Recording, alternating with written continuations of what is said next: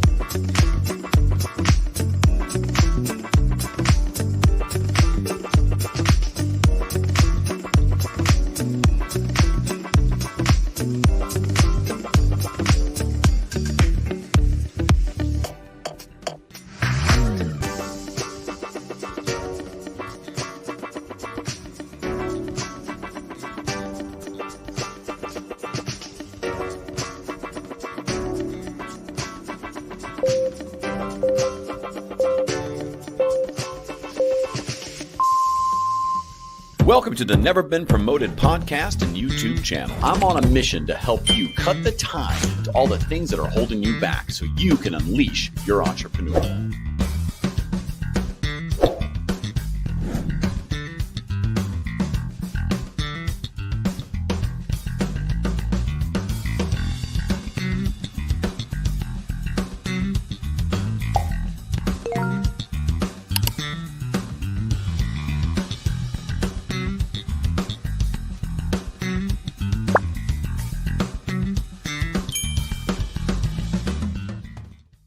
Hey, welcome to Never Been Promoted. Hi, I'm Thomas Helfrich, your host. We are live again. Today we're with Steve Chiama. He is an action coach. And an action coach, these guys have a whole system of how you take a small business and you make it into multi-million-dollar business. Steve really knows this game. And I'm excited to have this conversation because I'm a small business. I want to become a multi-million-dollar business. And I don't know how to do it. I'm pretending I know how to do it, but he does. And despite his best efforts, I have not signed up as a coach with him. This is me. So don't be like me. Listen to Steve when he gets on here in a minute. If this is your first time here, thank you for coming and listening and watching. Our mission's really clear. We want to help millions of entrepreneurs just unleash themselves to the world. We want to help them cut the tide, all the crap holding them back. We want you to learn from the journeys of other entrepreneurs, learn about what they're doing for the world today and how they kind of see the future happening. So you can get some little nuggets and get a little better. So before we get going, check out neverbeenpromoted.com. Also, subscribe to youtube.com @neverbeenpromoted. We've always got new content coming out. The million subscribers and growing. It seems to help a few people. So enough shameless plugs. Now let's bring Steve on to the stage. Steve, how are you? Great. How are you doing, Thomas? I'm doing well. It's Chiama. It's Chiama. We could say Chiama or Chiama. No. Chiama. My dad said Chiama, so I'll go with that one. Chiama. Yeah. I like that too. CH. Do you guys, that's the marketing technique, by the way. I just keep saying his name over and over so you remember it. Steve Chiama. Chiama. There you go. All right. Got it. Winner. Let it sink in. Winner. Good. How are you? Good. So for those listening, I've known Steve for a while now, so I will try to avoid any inside kind of jokes or conversations we have to make this a net new conversation. But you're an incredibly experienced with helping people transition businesses. We'll talk about some of your use cases where you've taken companies from small revenue, few 100,000, low million to 10 and plus or even more.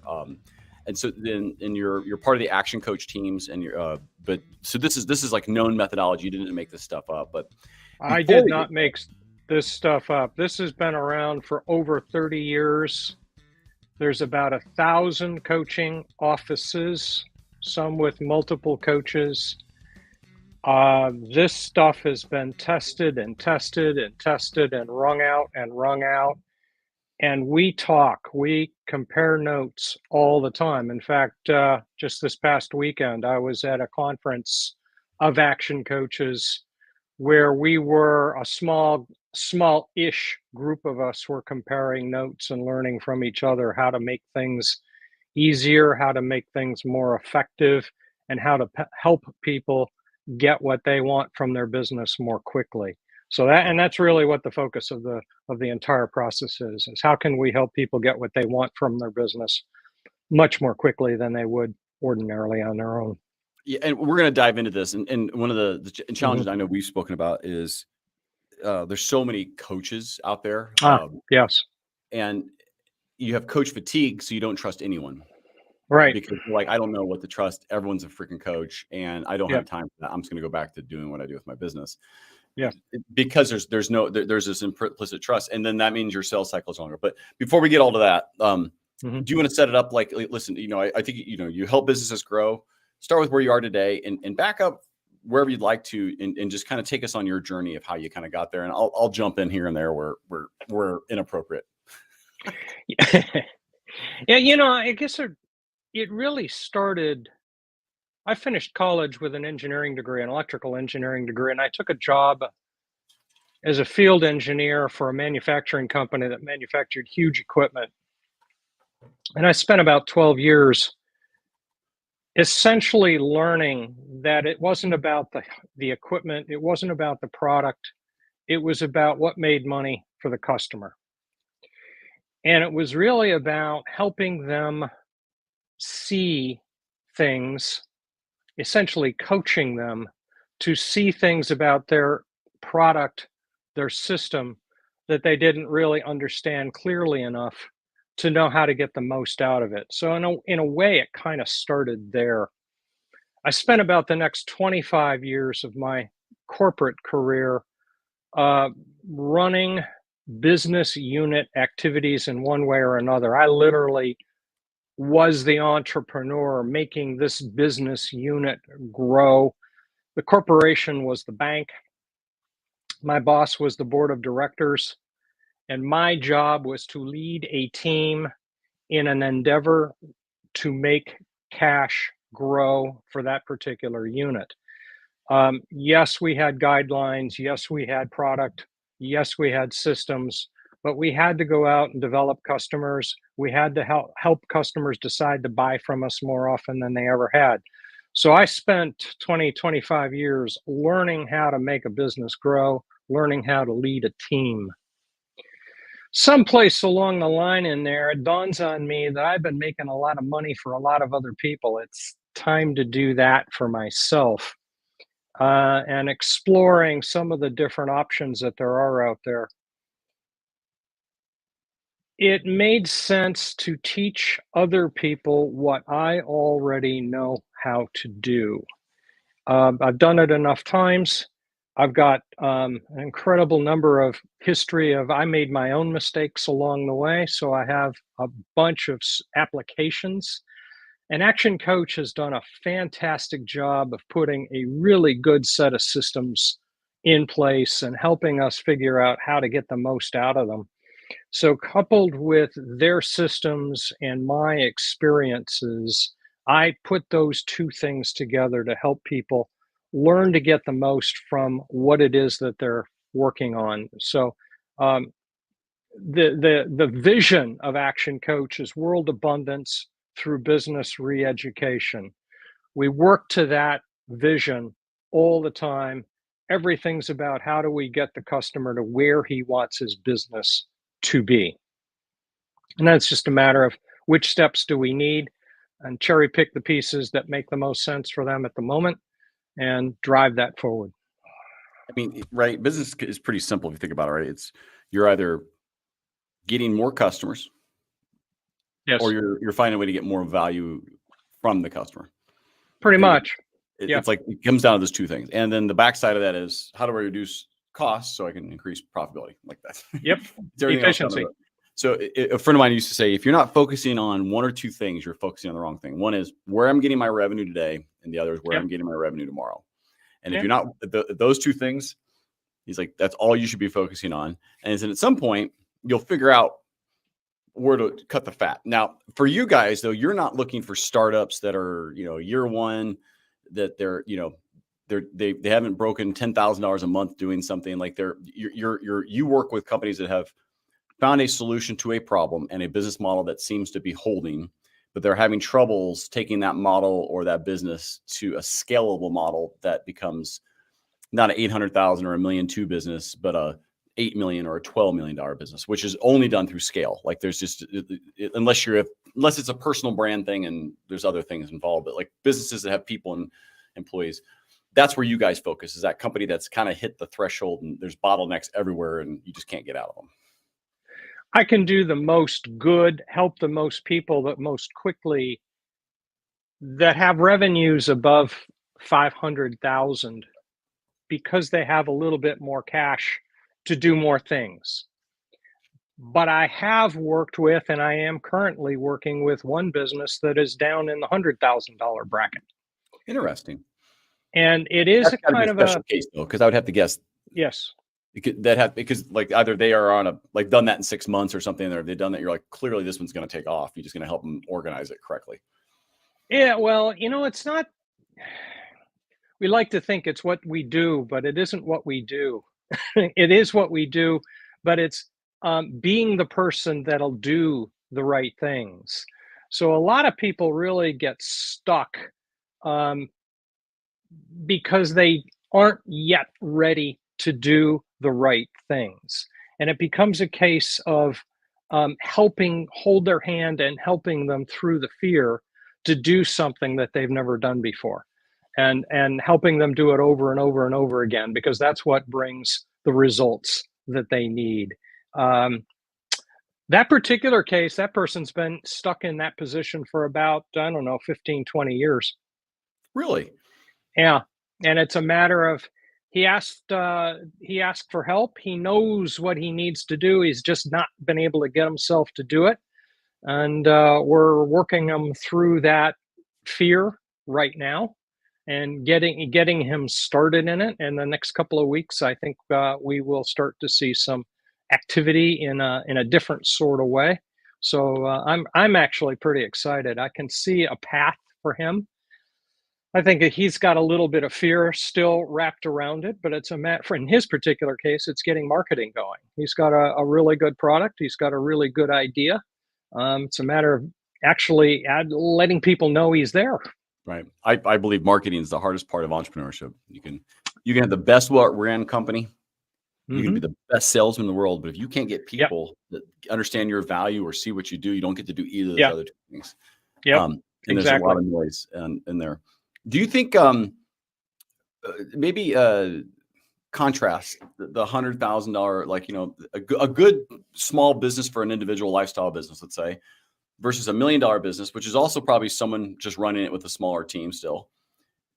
The expectations for growth, is it incremental where they're like, hey, listen, it's good to get that 8%. You may not see that, that extra little bit, or should you have the expectation of something way more aggressive? Like, what's the mindset, I guess, going into that? Yeah, what you should have and what you do have are two different things. They are. People almost never reach out and get assertive enough to go after what it is that they really want in any kind of an energetic sort of way.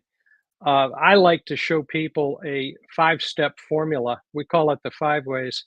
It is 5 ways, and if you work your way through it, you can drive revenue up 46%. You can drive profits up 61% per year if you do everything in there all at the same time. That's where a business with a little bit more than 100,000 revenue has a little bit more resources to do that with, a little bit more effectively. But you can start anywhere and you can make those kind of results happen. The point was that if you had explosive, 200, 1,000% growth, should be your unit. I think we've been sold that this would not be a good plan. Yeah. Well, I think we've been sold the Shark Tank unicorn lie that people have this idea that, if I just do this, my business is going to explode. I'm going to get money. And the truth is, if you can grow your business 8 to 10% every year, if you're not growing, you're dying. Let's start with that premise. But if you could grow your business 8, 10% a year, you have a fantastic business. You're going in the right direction. The key to growth is cash. If you, and this is where a lot of people miss it, is they don't want to pay attention to the financial side of this game because it's difficult and doesn't seem profitable to spend time there. But that's your clue. Do you have enough cash to keep growing? You can outrun your cash reserves.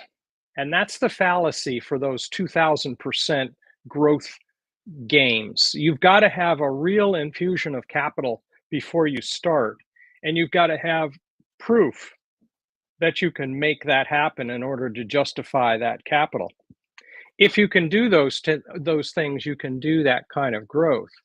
I think 8% or 10% growth is very, very, very conservative. I think it's legitimate to go after 20% growth. I think it's legitimate to go after 30% growth on the revenue line. Is there a law of small numbers on that where you might, or is that just a function of scale at that point? And what I mean by that is if you're it's a function of scale. Like, because if at 100,000, you're like, hey, listen, by yourself, you should be able to get to 250 without having to think about scale. With scale, you could just, you keep doubling down until you fit your addressable market cap, right? I mean, like Correct. At some point. Yeah. And so part of what you look at as a coach is, are you in a dying market? So if you're in a dying market, 8-10% growth is fantastic. I mean, but if it's going to die. So I think understanding I think there's some pieces that people just don't look at first. Like, oh, you started this business, but like it's newspapers, they're dying. Like don't sell to a newspaper anymore. Like I think my point is you have to understand the market you're in. If the market's growing at 3,000% and you're only growing at 8%, you're losing. You're gonna die. So, right. Yeah, I was on a call with a client just this morning, and we were talking about this very thing. Some months ago, we did a rough market size study for one of his main product areas, and we determined that he was someplace in the 15 to 20% market share for this area that we're in. We still got room to grow. Obviously, we could probably run that up, but he's got other parts of his business, other product categories in his business, so we're not even close. So we looked at it and said that the total market for that first product was in the 40 million bracket. Well, he's got a product that could probably cover the same size market, and he's extremely profitable in it, and he's barely touching it. And so are we just gonna sit there and watch that go by, or are we gonna do something about it? And that was kind of today's conversation. Same market size, extremely profitable, ignoring, like, excuse me, is this business for sale, by the way? Let me know. If this business isn't for sale, maybe we should talk about how we can get that. Well, one of the conversations that might be fun later is franchising it, because it of all of the things he's doing, that is a little niche that is intensely scalable, and he's got a unit that is self-sustained now. So he's a cash machine that can fund that. Yeah. We could expand just right here in the DMV. We could expand. You know, if he doesn't want that business, I'll sign up for that one, because the ones I have aren't super scalable. All right, let me ask you. So, all right, one of the problems with transforming a business, right, is getting the right advice, because you only know what you know, unless you had a mentor as a father or a mother or someone in your life that shows you how to go to that next level. The chances you actually getting that next level will likely be an accident, and I'll say that way because there are differences. There's things you're going to have to really fundamentally do to scale a business that you probably wouldn't have thought about because you're running your business. You're in it. And sometimes it's like, that's fine, by the way. Sometimes people, I think, are okay having whatever size business they have and just be happy with that. Yeah. But if you want to do more, it's a different business. So part of that is the advice, and it's the mentoring and piece. And what I'm leading to is, and this is something I've talked about this probably too much, is the trust factor of two things: is trust and time. is Yes. understand what my actual time commitments are if I hire a coach. But Yes. also there's so many coaches, it's almost like marketing. It's where you go when we're done with whatever career you were in. Um, and I don't mean that in a mean way. Just, it's just that there's a lot of people who are It's a lot of guessing. that. Yeah. Yeah. And so what it creates is noise. And then I don't buy from anyone because I'm just a confused buyer at that point. And I also don't know what my time commitments are to Yeah. really do this. So if I want to take my business and scale it, what are the realities of time? So maybe take a few minutes to say, okay, address the trust thing. I think you actually have, because you guys are part of a bigger system. That's why I thought Action Yeah. Coach was there. But what are the time commitments in your system? Because you guys are an effective and efficient model for coaching, as opposed to just making it up, which is what you'll get with a lot of coaches who don't know what they're doing. So take that's a lot of words, but you know what I'm What asking. I suggest to people, wherever they're starting from, is start with a commitment of 4 to 5 hours per week to work on the business. Now, what constitutes on the business? Working in marketing is not working on the business, that's working in the business.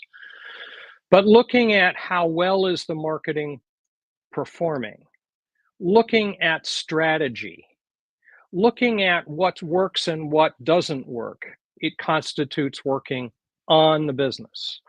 Drawing up plans and keeping score on how well we're working through those plans, how well the strategies are performing, that's working on the business. Reading, studying, learning more about what the next step is and how to go forward, that's working on the business. So I tell people, focus in that kind of a way, take it one little chunk at a time. If we can help the business perform enough so that you can delegate more than you could before because you've got more people to delegate to, then we can talk about shifting to a larger number of hours per week because you can make it effectively possible. There's a real process of working through how you use time, so that you make your time more dollar effective. Yep. And then we can sit down and say, the more dollar effective you become, at a certain point, it becomes wise to shift this task, and this task to somebody else. Let them get really good at it while you get really good at the next phase of your business. And then just work it up. Once you get to 10 hours, then we can start to think about 12 hours. Then we can think about 20 hours. And by that time, maybe you don't have to be there very much. I like it. So, well, part of what you guys do though, right? I know you like just part of the system.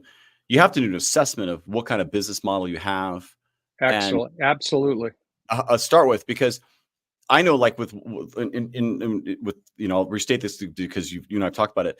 I have a marketing business around LinkedIn that takes a lot of my time, and I love doing it. It's just where we started, but I also know that if I want to go to a $5 or $10 million business, I Right. cannot. That's not the right model. And so Correct. what we did, instead of nuking that, $400,000 or $500,000 business, we just said, hey, let's add a different service line Yeah, to do that's that. one Now, way. and so where you could also come in is an existing business with some kind of cash operation model, limited as it Hmm. may be, but you could say, I have a new business line. I don't want to do what I did on the other one. Can you talk Hmm. about when you help somebody say, hey, let's take something, you found something that worked to make money. Do you help them discover an ancillary? I think I've discovered my own, but do you help them with an ancillary line to say, hey, listen, this is how you could scale your business, that given that you have a cash engine? Do you help them think through that? What would your role be in that to help them come up with a new line, a new way to do it? Well, in a way, that business I just talked about a few minutes ago, that he's got the product line and he's only got one little niche. That's a perfect example of where I we're was really leading the witness just a bit there. I was just we really are sitting and saying, okay, what could this look like? right. And where would it go? And so he's got a little, I'm going to call it a retail shop kind of situation. And it has reached capacity for all practical purposes. Or it's not at 100%, but let's call it at 80%, which effectively is.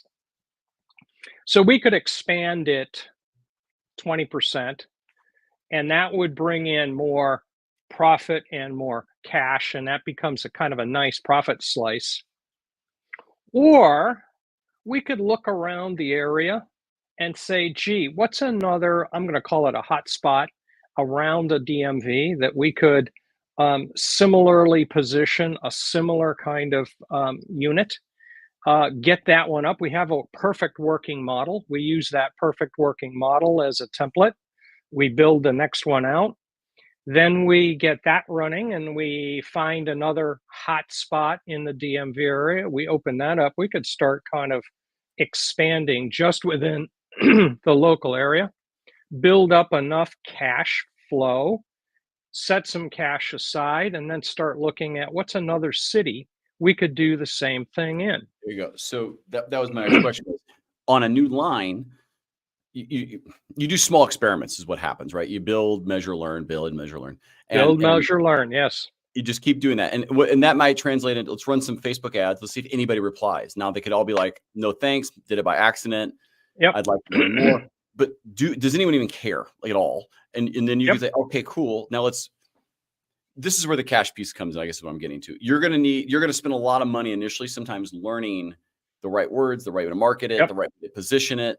Right. But once you do, then if it's a localized piece like this, now your scale is only new market, new market, new market. Yes. Repeat, repeat, repeat. Right. Now transpose that. Does that change? Let's say like we're a marketing agency that can do this anywhere. Do you still take the same approach? Like, hey, just focus time on Atlanta initially, or just, just go Alpharetta and go smaller city and get it right for that first. Like, how do you do that when it's more of an online presence business versus maybe like, brick and mortar? It depends entirely on your personal goals as owner. So each owner has a different set of goals and a different set of values, and we'll start with those. But in an online marketing scenario, you've got a whole totally different universe. There are no boundaries that limit you except maybe currencies. I mean, you can even operate internationally if you want to go that way. So it's kind of a matter of what's your personal flavor. You could choose to dominate.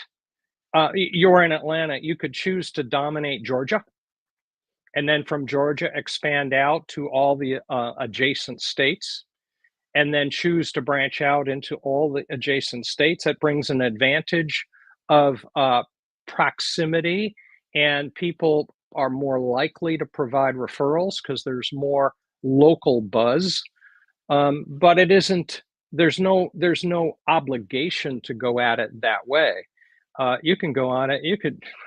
North America becomes your universe, or at least the English speaking part of it, unless you want to add some languages into your team. So thinking about your scenario yourself, I can't think of anything that holds you back from where you can go. Oh, I can. It's between that camera and the back of this chair. Well, yeah, there's that side of it too. It's between this left ear and this right ear. Yeah. And well, does the family let you out the door? There's a door?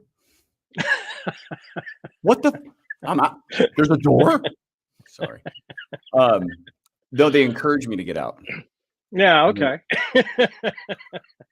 I want to start. So working on versus in. I want to back up to something here. I think. Listen, if you're at this point, you're like, what the hell are these guys talking about? Here's something I do, and I protect pretty viciously unless it's an existing customer or it's new business. So it's that today, tomorrow revenue idea. Is on every Wednesday. I block the entire day, and it is working on business time. So this week is going to be golfing. Yeah, well, it's working on your handicap. It's actually a podcast guest I had on. We met in person, and he invited me out and so it's networking, business oriented to build local networks of some influential people. But it's also the afternoons all content creation for the website because I own that copy because it's strategically a directional change that I have to own. And though you said it's working in your business, I am the only one in the business that can set that strategy. And so I have to work through a content plan for the new website to be more in line with where I'm going. If I don't do it, no one else on my team will be able to. It's just, that's the one thing that I have to do. But now once it's written and done, the team can take it and improve it. Now, all right. Are you in agreement that that's working on your outside of the golf, working on your business? Or is it in when I'm talking about a strategic change that I have to say, this is how I want to present this value? And I would call that working on the business. It's anything that's strategic, that where you're changing a strategy, you're defining a strategy. I would call that strategic. That said, in time, you would want to develop somebody on the team who's capable of doing much of that for you, where you bring them the challenge where you are, where you want to get to, and they help you by presenting to you optional strategy changes, and then you work out the details. I have that. It's called GPT. Yep, exactly. New model GPT, by the way. It's probably $2K. Pay it. It's going to be worth it. You cannot pay an employee what that thing can do. Yeah, it's a lot cheaper than paying people, isn't it? It is way cheaper. And people, I won't pay $2,000. Like, are you kidding me? To have superpowers at your fingertips, you won't pay. Don't sign up for Steve or my services if you're not willing to see the value of what GPT can do for you, or any other thing for $2,000 a year. Anyway, I'll leave it at that. But the concept is, I would say, working on the business. Anything where you're wringing out a new strategy, setting up how you're going to test it, setting up how you're going to implement it. Now, the implementation, most of the implementation is working in the business. Yeah, but you're not saying don't do that, because when you get something like a new factory line stuff, the owner will probably be there to say, "Hey, yes, you're telling me it looks good. I'm at least going to do a once over on this thing I'm installed." But you'd probably pay some people to go do this. It depends on how big your team is. So let me play with you a little bit. You're a 25-person manufacturing business. Yeah, probably. Let me change that out. You're a 20,000-person manufacturing business. Nah, probably not. Probably not. No. Probably not. No. Someplace in between. There'll be a place where you will or you won't. The point I think I'm trying to make with this is you have to assess where you are. I would not give up things that are strategic in nature to anyone while you're a small business. Good. And I would say if you're less than $1 million, you're probably on the hook for it, unless you have a partner that's the strategic one and you're the execution of something else. I would say that you're probably going to be heavily involved at least. I would speculate that even up to 10 million. Oh, wow. Okay. You're still partially, at least, in the business. I have a client right now that's hovering between 6 and 7 million. 2 partners. They are still working a lot in the business. Now, they're in kind of a transition phase. That's an uncomfortable zone for both of them. They've never been in this place before. They literally started this up in the garage, one of their garages. And they did the work, they did the sales, they did the marketing, they did everything. So this is a scary transition for them, but they are hovering on the cusp of building out a leadership team. And we've had conversations in this. How do they do that? Building out a leadership team that they then have to delegate authority to and let go of that authority. They still got some responsibility, but they have to delegate authority to allow those people to do the job so that they can go take a break and go take a vacation someplace. Yeah. For guys like that, I kind of like to tease them as to setting a date for when they're going to take a 3-month vacation. I mean, it's called unemployment. I've done it like at least 6 times in my career. It's great. No. The requirement is that they can take a 3-month vacation and come back, and the business has grown. Has grown. It's not that it's not burnt down. It's better. So I was at this entrepreneurial filming for a week, right? And one of the guys there, he builds barns, and his name's Rich Yoder. So he's like, born Amish, 18, does no longer Amish, but he builds barns still. And he has this video where he builds a barn by himself in like a week. It's by himself, anyway. This Interesting. skinny, like a 130-pound guy that you would be like, no way. And this guy's like, anyway. The point was, he came in and he was like, one of the problems we're having with sales, this and something. And while he was there for the week, they closed $450,000 of barn sales. And I go, maybe you should travel a bit more. That's all I said. It's like, maybe you should get out of the way. And exactly. You just closed a third of your revenue for the year while you were out of town. Maybe you should go out of town more often. Do it again. Right. Like you can come show me how to do that, because I would love to go out of town and close more of these. And he's such a funny guy. And you just defined what scaling up is. It's making money while you're out. I mean, that's it, right? That's it. All right. I'm going to pivot the conversation though to something. For scale with intent, it's not to get more stressed and be even more in your business and just have more shit to deal with and more people. For me, I'll give you my own personal example. The way I want to scale the business is not just more bodies and people. I want to find a way to exit at 10x. So my only intent, and I would love to hear how you personally work with this, because this is the promotional time of thing, but I'd like to do it in context of, I want to find a business model that and I'm not looking for $100 million exit. I want to go find a repeatable model that I can do $1 million or $1.2 million a year in business, that someone can see the bigger market with money they can go put their own teams in, and they have a $10 or $15 million business plus, right? Year over year. How important is that, A, in the beginning, or when you're rethinking your scale, and B, is that the right way to think of what's your exit strategy as part of this? You start with the end in mind. How do you do that then with your, when you're working with a client? Like, is it sometimes come to Jesus, like, hey, you want to get there, but you're thinking about it all wrong, or what's the process a little bit? Yeah. Okay. So the question is, it's not about what I think is the right thing. It's what do they want from their business. And if that's not even on their radar screen during that early phase, we don't talk about it. What we talk about is, what do they want? Why do they want it? Why is it important? So that we make sure we're working on the steps that get them to where they want to go. Now, whether they want to get to an exit strategy like you've expressed, that's one thing. If they just want to get to double of what they're at, then we'll work at the things that will take them to double of what they're at. So it's entirely about what are their goals. Now then, we get to somebody who really, really wants to get to a exit strategy with, I don't know, $10 million. He gets $10 million out of the business.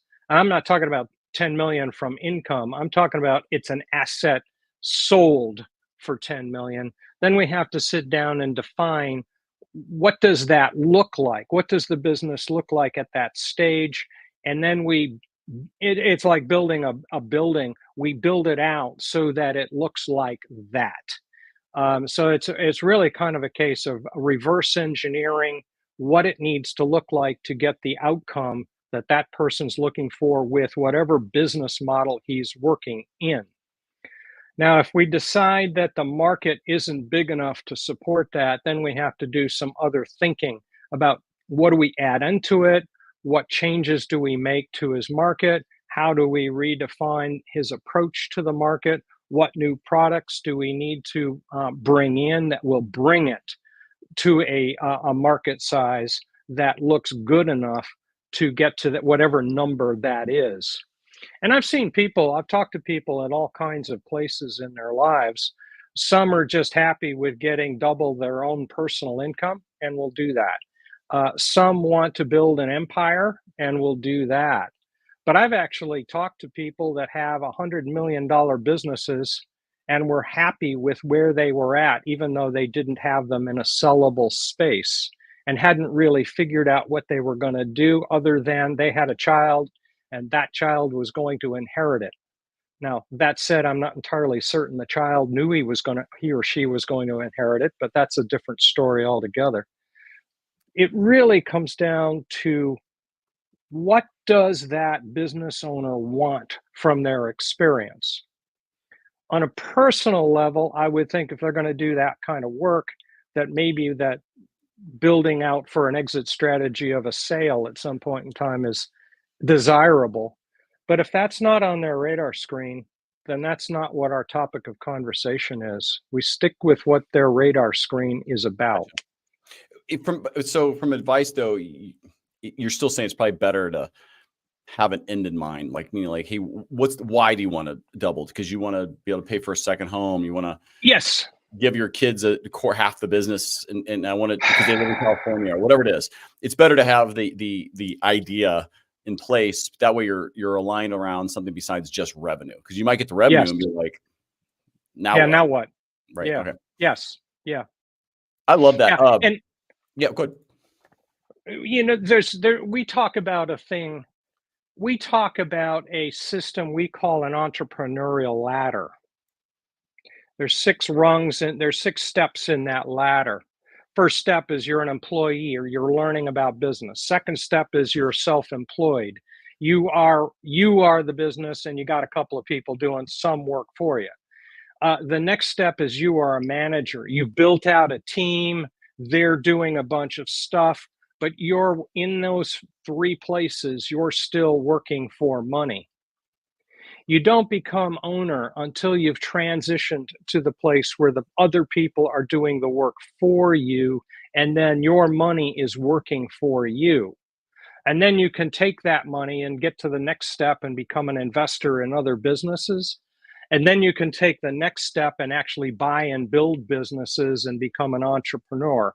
Those top 3 rungs, the money is working for you instead of you working for it. Where do you want to be in that scheme, those 6 different levels?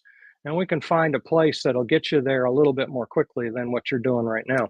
Well, and that's maybe just kind of conscious of time a little bit. Like, what is the timeline? I know it varies, but like, as part of your program, is it 90 days, 17 weeks, every week we can meet? Like, what do you recommend? What do people do? I know there's probably different options, but like, what's the most effective option you've seen?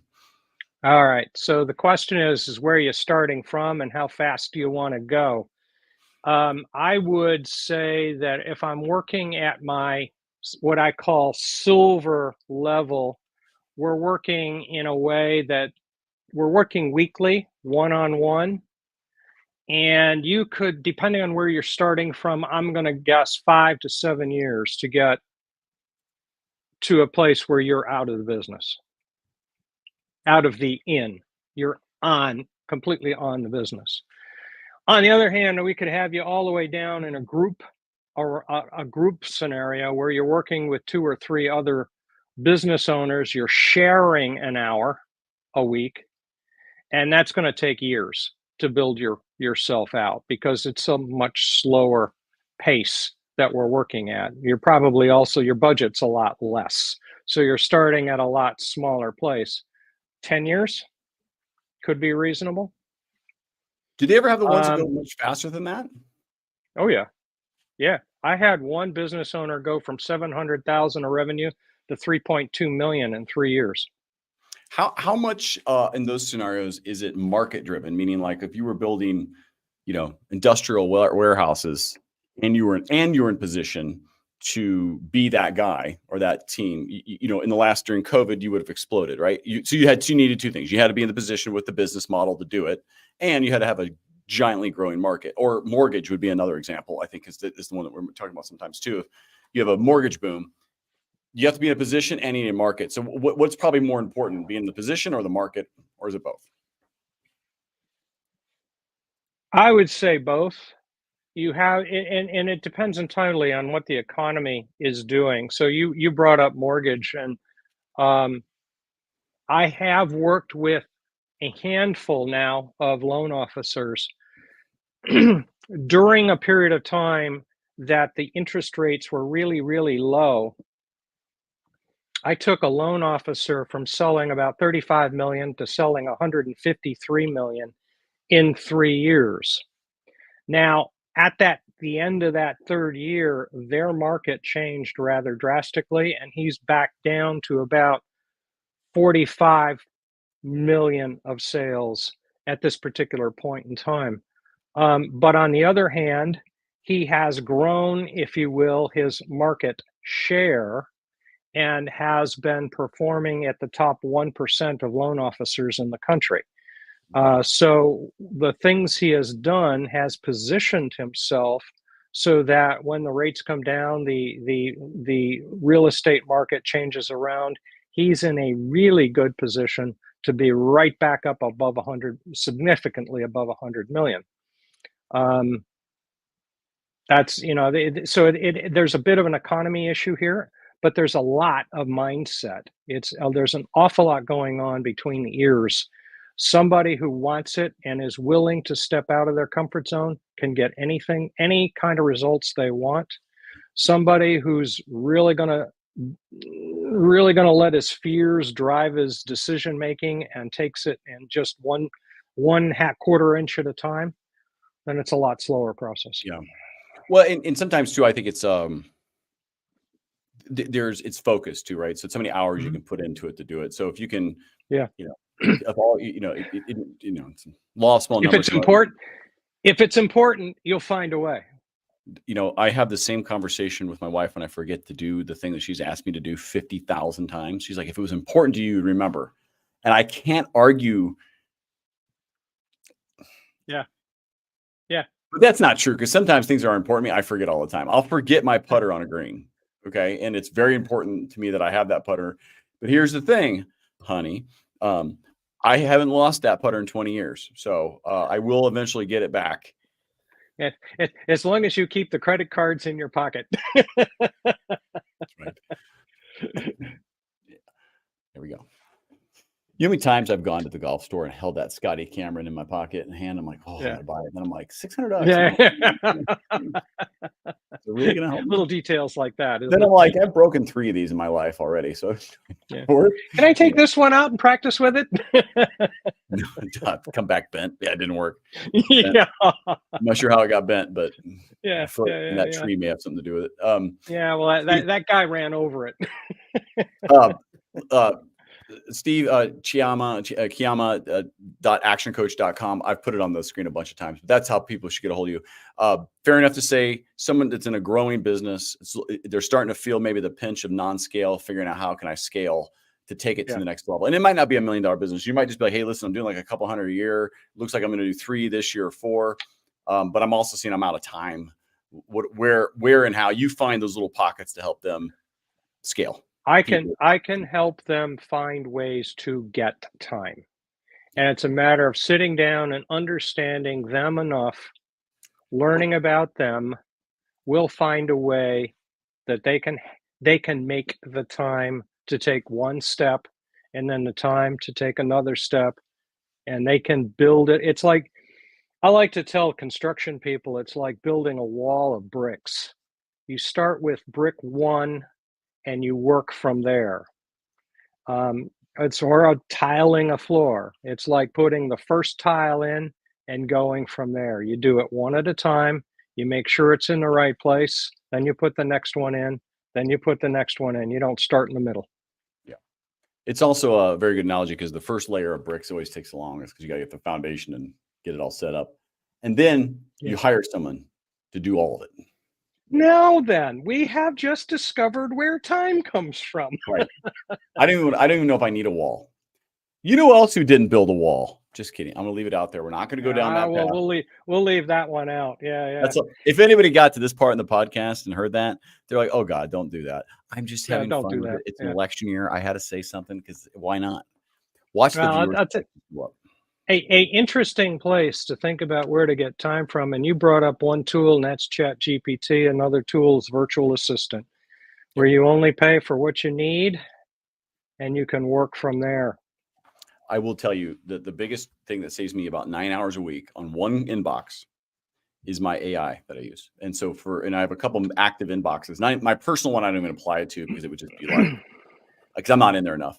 But it saves me truly between the 2 inboxes about, on average, a full workday plus a few minutes every week, because I'm not doing email.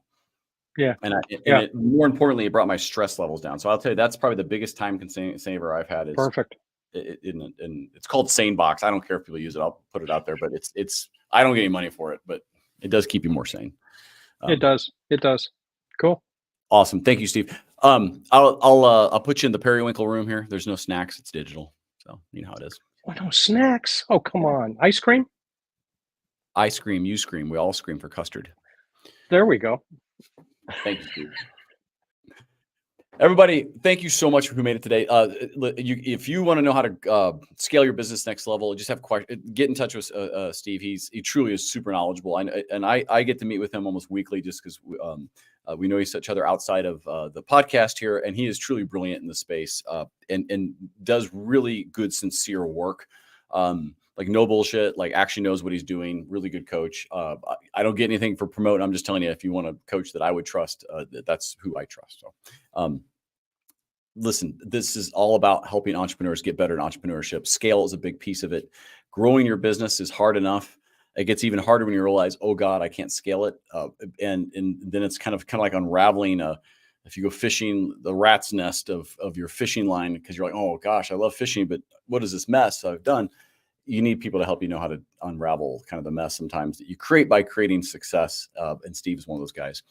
Get out there until we meet again. Go unleash that entrepreneur. Thank you for listening to the Never Been Promoted podcast.